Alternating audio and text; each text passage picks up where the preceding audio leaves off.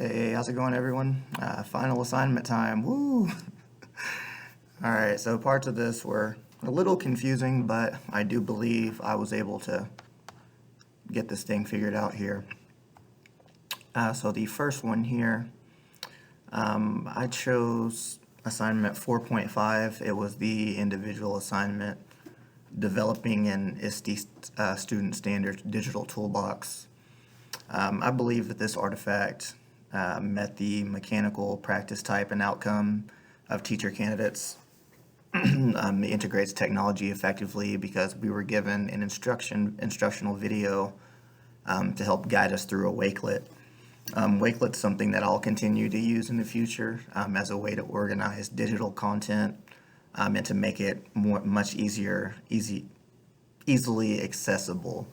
The way that you can organize things on there was actually very helpful, and that's a tool that I would be sure to introduce to my students so they were familiar with that, just because it was helpful with me.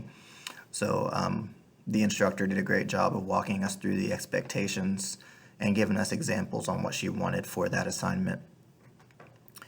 For number 2, the goal-oriented practice, I chose 14.5, which is our group assignment, our virtual PD event. I chose this because I feel like it helped to improve project-based learning techniques.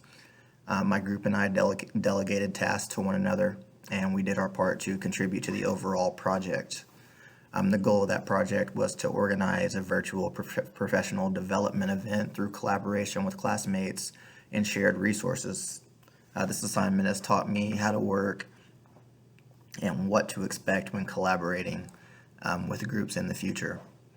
A few different things that I used on that were I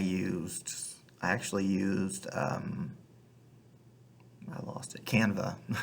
Canva was one of my biggest resources. I used that on quite a few different assignments, but it was extremely helpful just because of how many different templates were within it.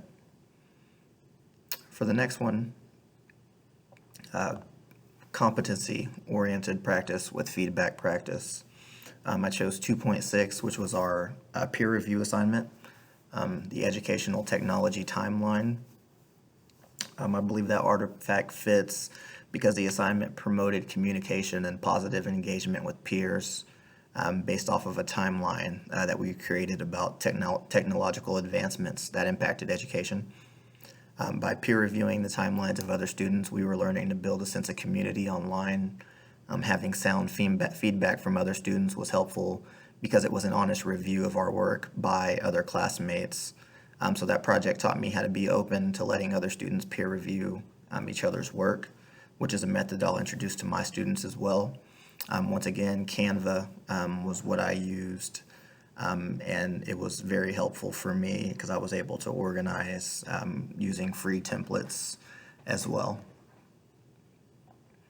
The next one for vision-oriented practices, I had trouble on this one, but I believe that 10.3, the discussion board digital learning tools, is the one I chose, but I feel like any discussion board that we did would have been helpful.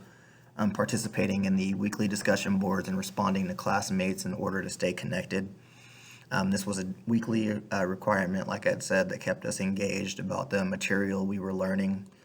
Discussion boards and open discussions will be something that I continue to use in the future in my courses. How I'll use that in my class will ultimately depend on what sort of learning management system that I have. If not, it'd be easy to create a little message board on just about any platform and have students work together to answer the questions on that. And then lastly, the asset-based practice, I chose 7.4, the group assignment, the digital citizenship campaign. I chose this because we were able to create a technology plan to support communication and collaboration within a group. After choosing our topics, we developed a plan and worked efficiently within the group. I'll continue to use Canva once again. Like I said, Canva was one of my biggest resources that I was able to use just because of the amount of features on it that you can incorporate into your work, as well as YouTube Studio, which is what I've used for my recording. And there's quite a few different PowerPoints. Google has a few different things as well that can be used to create images and slideshows and presentations as well, but ultimately Canva was what I used for just about every assignment. So I'll make sure that that resource is available to my students because it was helpful to me. So I do hope that I was able to answer all these questions efficiently. I hope everybody had a great year, and thank you.